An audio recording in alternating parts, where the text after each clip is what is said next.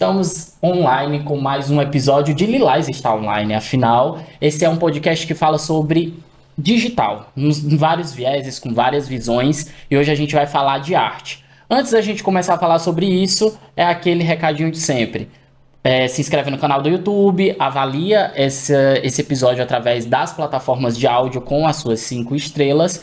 E hoje a gente recebe ele, que é diretor de arte, criador do Via Tipos, Arnaldo. Tudo bem, Arnaldo? Obrigado pelo convite, é uma Eu que honra estar agradeço. aqui. Vamos falar sobre seus amiguinhos de trabalho, Bora. os diretores de arte. Eu queria que a gente começasse nossa conversa para quem está escutando ou vendo esse episódio e quer entrar, né, na área de direção de arte. Tem muita gente que é designer, tá aí na faculdade, tá fazendo esse processo. Queria que você me dissesse quais são as principais competências e características que as pessoas precisam ter para entrar nessa área.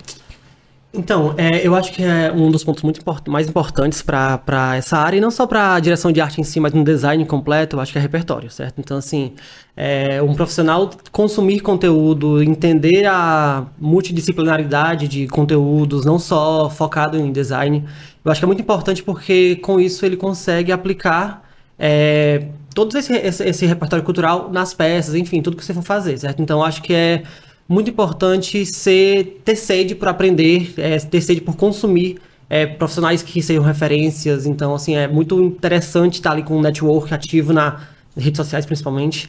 Então, eu acho que esse é talvez um soft skill que permeie fora da parte técnica, né? Obviamente, a parte técnica, você saber, enfim, softwares é muito importante. Uhum.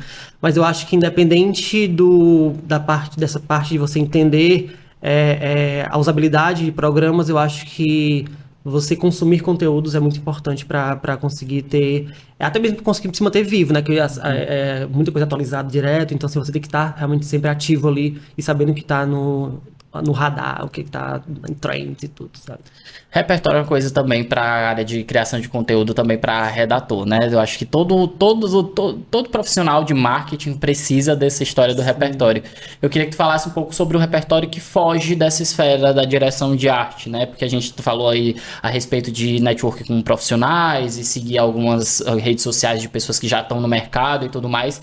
Porém, pouco se fala do que você precisa de repertório da vida mesmo, né? De assistir um filme no cinema, de ir numa exposição de arte. Eu acho que é uma coisa que as pessoas falam um pouco nos eventos de marketing, né? E isso é o que faz com que a gente acabe tendo muitas soluções, não só visuais, mas também, né, de criação de conteúdo. Queria que tu falasse um pouquinho sobre isso, como que é o teu dia a dia e o teu cotidiano e como você vê essas referências que não estão ali tão óbvias, né?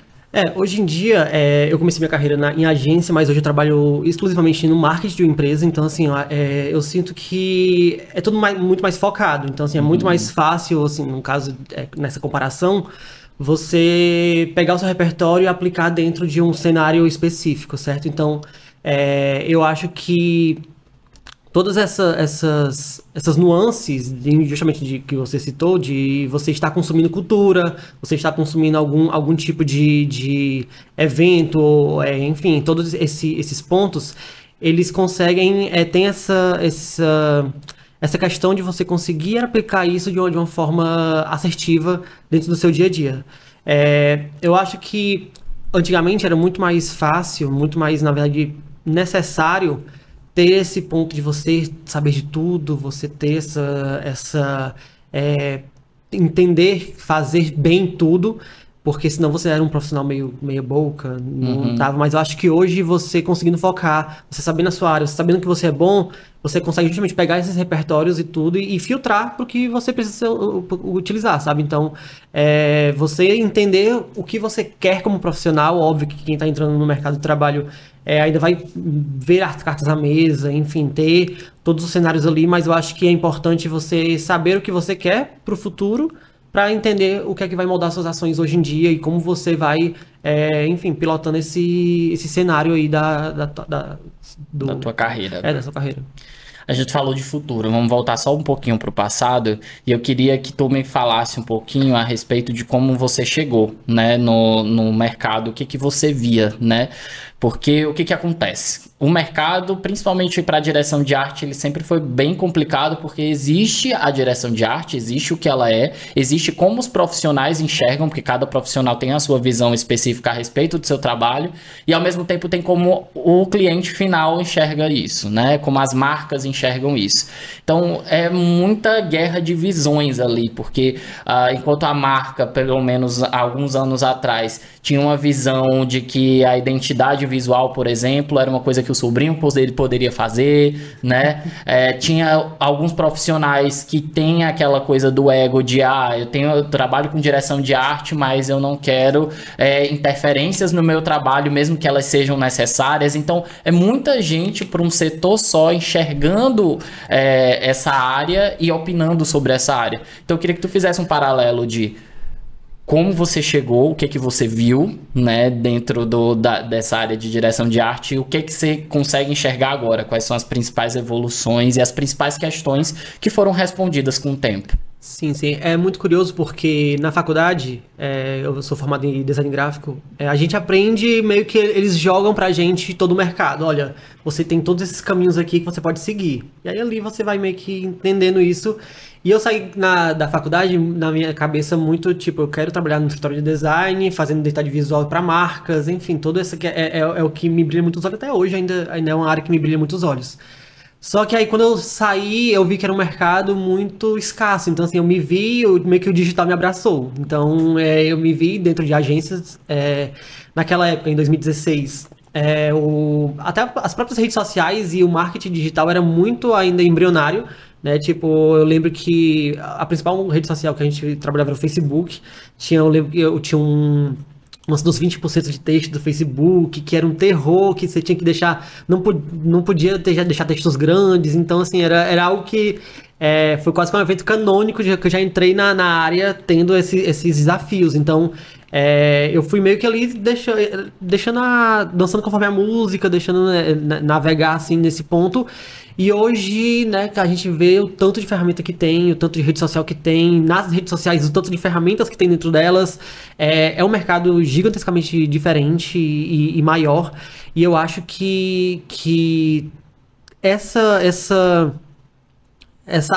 adaptabilidade que teve que ter, porque, tipo assim, antigamente, o que era um post antigamente, hoje é uma campanha completa, né?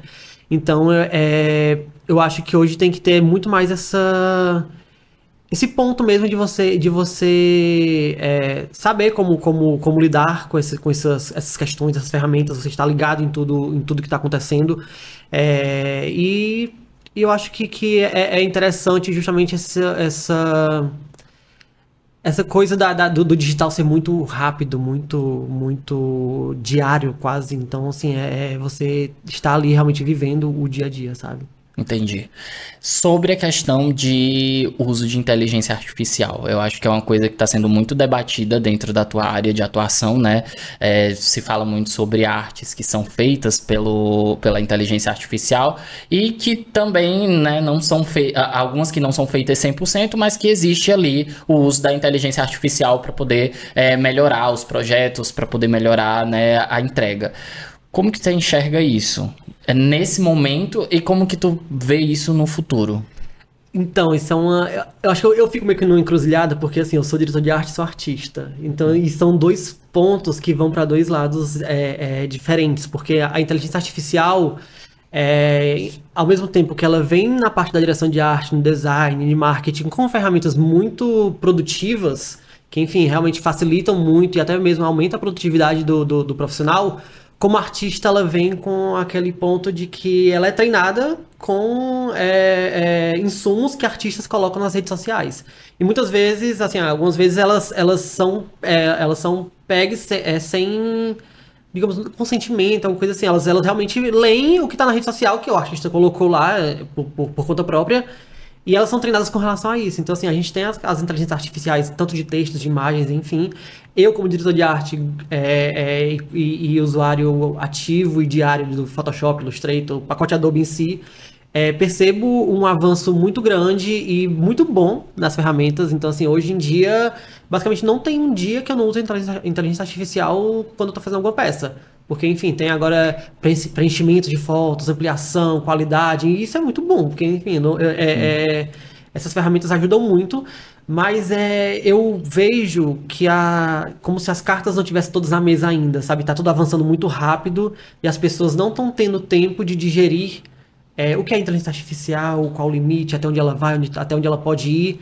E eu creio que... Muito está sendo feito, pouco está sendo debatido. Exatamente. Então, assim, eu acho que, enfim, enquanto a gente está conversando aqui, alguma inteligência artificial está se desenvolvendo. Eu acho que talvez, sei lá, arrisco dizer, sei lá, 70%, 80% de aplicativos que a gente usa hoje usam inteligência artificial sem a gente saber, até mesmo algoritmos, enfim, que está há muito tempo com a gente. E eu acho que é uma discussão muito delicada que tem... enfim, sai até meio do marketing, né? Assim, eu acho que tem profissões fora do marketing que estão sendo impactadas com a inteligência artificial. E eu acho que tem que ser mais falado sobre isso, assim, não só sobre os benefícios, porque eu acho que o benefício é o que está ali na nossa cara, é muito fácil você falar dos benefícios da inteligência. Mas eu acho que tem que ser falado sobre a longo prazo, como é que ela está avançando, para onde ela vai, enfim, todos esses impactos, sabe? Mas como artista agora falando, tu acha que perde o viés artístico da função a partir do momento que você utiliza a inteligência artificial ou não? Ele contribui uma vez que a inteligência artificial pode reproduzir esse viés artístico? Eu acho que tem nuances dentro dessa pergunta no sentido de a inteligência artificial que é utilizada como ferramenta e a inteligência artificial que é usada como... ela trabalhando por si só. Então, assim, a gente consegue hoje ver pessoas que não tinham acesso a um tipo de arte conseguindo fazer artes completas que você até fica em dúvida se, enfim, foi um ser humano ou inteligência que fez.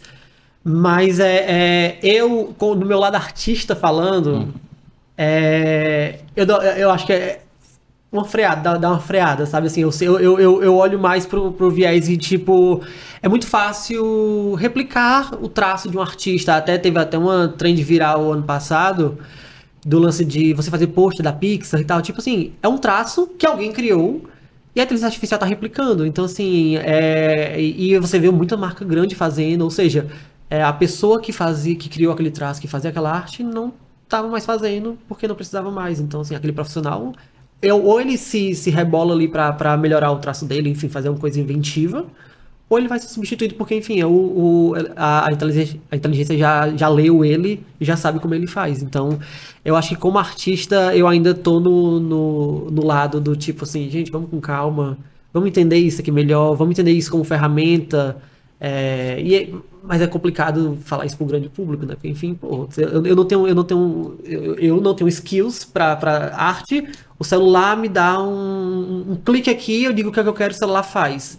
Isso é tentador. Então, assim, eu também entendo que é um assunto bem delicado para falar, principalmente com a grande massa. Entendi. Queria que tu, assim, uma coisa é você entrar no mercado no cenário que você entrou alguns anos atrás. Agora, você entrando é uma outra realidade, né, que você até falou, e a gente mencionou agora as inteligências artificiais e tudo mais. Quais são as habilidades que você acha que o novo profissional precisa adquirir já trazendo esse lado da conversa da inteligência artificial? Porque ele vai, querendo ou não, agregar nesse debate que uma hora vai ser feito, né? Então vai ser um profissional que vai entrar já com umas certas facilidades que não foram dadas alguns anos atrás. Falou aí sobre a questão dos textos, do Facebook, de ser embrionário e tudo mais. Então, qual o posicionamento que tu acha que esses novos diretores de arte, esses designers, eles precisam chegar dentro dessa discussão? Porque, querendo ou não, em um momento todo mundo vai ser convidado a falar sobre isso, até mesmo porque a gente está falando de empregos, né? A gente está falando de geração de emprego, a gente está falando de uma série de coisas, de ética dentro do trabalho. Então, como que tu acha que essas pessoas devem chegar uma vez que elas não passaram por esse background? Pois é, assim, eu tenho muito contato com pessoas jovens que, enfim, estão saindo da faculdade agora, e eu vejo que quase que eles já vêm no core deles, no chip dos jovens, já vem isso, sabe? Assim, eu já tive contato com diretores de arte que eram focados em Canva. Só que Canva é uma ferramenta que eu sei que é uma ferramenta muito popularizada, principalmente de pessoas que não são da área, E eu sou muito do Photoshop e não sei quase nada de Canva. Só que quando eu entro no Canva pra ver algumas coisas, eu vejo que tem uma infinidade de ferramentas lá. E eu acho que essa galera já tá vindo com esse ponto de tipo assim, cara, eu sei as ferramentas que tem. E eu acho que isso é muito importante. Então, assim, se você não tem esse conhecimento de ferramentas, e eu não tô dizendo nem utilizar as ferramentas, mas saiba quais são as ferramentas que existem. Seja um chat GPT para um texto, seja um Adobe Firefly para imagens, mas só saiba que existe, pelo menos, sabe? Sim, saiba que se eu precisar de tal coisa, eu vou saber onde buscar. Porque eu arrisco dizer que hoje, se eu quisesse trabalhar 100% com inteligência artificial, eu conseguiria no meu trabalho. Seja fazer peças desde de um copy até realmente a peça final, um motion, já tem ferramentas de motion. Então, assim, eu lembro que tinha épocas que eu não conseguia trabalhar se alguém não tivesse me dado uma redação para um texto. E porque, enfim, não porque eu não sei fazer texto, mas enfim, tem a finalidade. Mas hoje eu consigo chegar no chat GPT, falar, olha, estou fazendo tal campanha, o viés é esse, eu preciso de títulos. Me dê títulos lá. Então, assim, eu utilizo isso no meu dia a dia. Facilita muito, e eu acho que é muito importante você entender essas ferramentas, entender que elas existem e saber quais você quer usar, quais você pode usar. Porque eu acho que, como eu te falei, né, os jovens do mercado que estão chegando agora já estão vindo com isso já no mindset. Então, pelo menos já é bom. Eu acredito que as universidades, enfim, cursos já estão ensinando isso, já estão direcionando para isso. Então, mas sem o diálogo ético. Ou que já não estejam acontecendo coisas graves, né? É muito fácil ter algo criminoso já com a imagem de alguém acontecendo. Então... E a gente não tem ainda esse background porque ninguém tá conversando sobre isso. Então, tá uma coisa nebulosa. E esse é o ponto, tipo assim, o que fazer quando uma pessoa comete um crime que ainda não tem precedentes ali? Como é que eu vou criminalizar um uso de IA se não teve ainda? Então, assim, para isso acontecer tem que ter uma conversa, só que não aconteceu ainda. Entendi. Vamos pro lettering, vamos falar sobre lettering. Eduardo, coloca os trabalhos do Arnaldo. Gente, vocês vão ter acesso agora aos trabalhos do Arnaldo. E esse daqui é só para quem tá assistindo o episódio no YouTube, tá? O Arnaldo, ele tem o Via Tipos, que é um perfil nas redes sociais, onde ele apresenta os letterings dele, que ele cria do zero. Não é isso, Arnaldo? Isso. A gente vai ver aqui, Eduardo? Ou só vai tá passando? Ah, tá ali já, pronto. E aí explica um pouquinho do processo criativo, explica um pouquinho desse teu trabalho, de onde que veio essa vontade de fazer. Então, eu sempre fui muito do desenho, enfim, ilustração, mas foi um evento muito divisor de águas na minha vida, quando eu entrei na faculdade em 2013, de design, cheguei lá, uma porrada de gente ilustrando muito melhor que eu, ferramentas e tal, e eu me vi naquele... Meu Deus, eu não sou, tipo assim, eu sou o cara que veio do interior usava folha de papel, lápis, e essa galera tá usando ferramentas, e aí eu me desanimei total com ilustração. E aí, no segundo semestre da faculdade, na cadeira de tipografia, meu professor, ele era voltado totalmente a lettering, caligrafia, tudo isso, e aí eu me vi muito fascinado por essa arte, porque eu lembro até depois, relembrando a minha infância, eu era muito de roubar letras dos meus amigos. Então, assim, eu via um amigo com letra bonita, eu começava a escrever como a letra dele, sabe? Tipo assim, era uma coisa meio vampiro do X-Men, sabe? Assim, e isso acontecia muito, só que era natural pra mim. Aí eu sei que isso foi em 2013, quando eu conheci a caligrafia. 2014 fiz um curso pra me profissionalizar mais nesse aspecto. Em 2015 criei o Via Tipos. E comecei na época também, tipo, não trabalhava ainda, tinha muito tempo, aí eu comecei meio com um desafio pessoal de postar todo dia. E naquela época, assim, também tinha um fato que era uma pressão muito menor. Tipo, eu realmente escrevia no papel uma frasezinha de música, geralmente, e postava. E aí fui crescendo, e tinha aquele ponto, na época não tinha stories ainda, então era o feed, então... e a interação com as pessoas era muito mais direta, no sentido assim, curti, comentei aqui. E aí eu fui conhecendo uma comunidade de pessoas que fazem lettering e fui gostando daquilo. Tipo assim, tem pessoas que fazem isso, pessoas que fazem no nível muito maior do que eu faço, do que eu pensava em fazer, na verdade. Isso foi me dando sede por querer aumentar tudo mais. Mas como que tá questão da tua produção? Um tempo para fazer um lettering desse? Exatamente. Cada um é um tempo específico? Qual foi o que teve mais duração, assim? Um processo de um lettering específico que teve mais duração? Pois é, tipo assim, eu acho que até fazendo um paralelo com o que a gente conversou já sobre como era e como tá agora, no lettering também eu passei por esse ponto de pessoas muito entrando, as ferramentas chegando. Quando eu comecei, eu sou muito do tradicional, do papel, da tinta.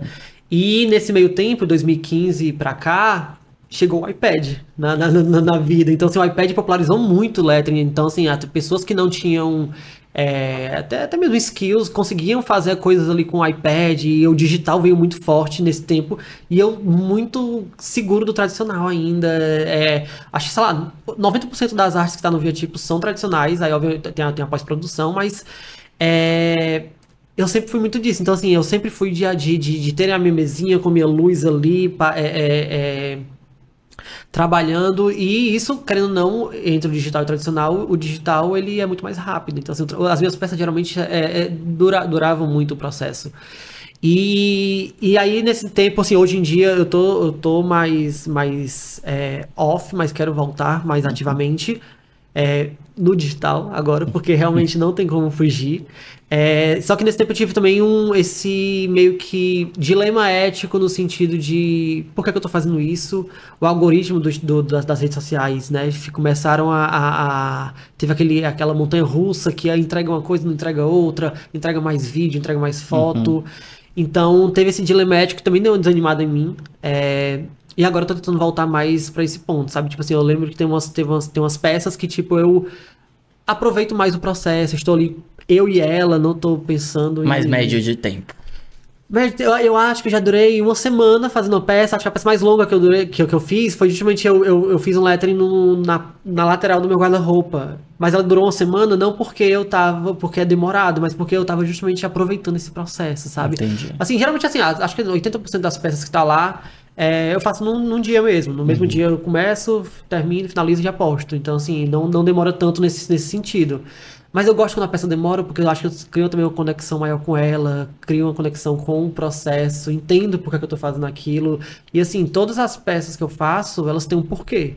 Seja uma música que eu tô gostando, acho que tem muita música no Viatipo. Então, seja uma música que eu tô gostando muito, uma frase que eu vi que eu acho forte. Mas assim, tem que ter essa conexão, sabe? Tipo assim, eu não faço nada que seja só por fazer, seja por like. Então, eu sinto que tem esse porquê do que eu tô fazendo, e acho que é por isso também que eu dei essa ficado mais off mesmo, porque estou tentando buscar justamente os porquês, porque a vida atual não tá deixando fazer nada, ter esse tempo de pensar. Então é isso, Arnaldo. A gente já chegou ao fim, nem doeu, tá vendo? Tá Foi maravilhoso. muito tranquilo. Agradeço a sua participação. Obrigado. Vamos marcar outras vezes, né? Porque tem tanta coisa pra gente conversar ainda. Inteligência, tópicos aqui, inteligência artificial, acho que ela vai dar um pano pra manga, que eu acho que eu vou ter que te chamar aqui algumas vezes pra gente conversar sobre isso, mas obrigado mesmo, Muito viu? obrigado pelo convite, assim, foi maravilhoso ter esse papo. Eu gosto muito de falar de design, falar de lettering, falar do Viatipos, deu um gás também pra voltar pro Viatipos, então foi E maravilhoso. aproveita e divulga o Viatipos, onde é que tá. No Instagram, @Viatipos, então sigam lá. Eu acho que. Sigam lá. Só no Instagram, isso, agora no porque Instagram. agora eu lembrei um pouco que isso vai sair, vai pra frente, não. É isso. Entendi. É isso, pessoal. O nosso episódio vai ficando por aqui. Já sabe o que fazer. Compartilha esse vídeo com todo mundo. Se inscreve no canal e avalia através das plataformas de áudio. Nós voltamos no próximo episódio.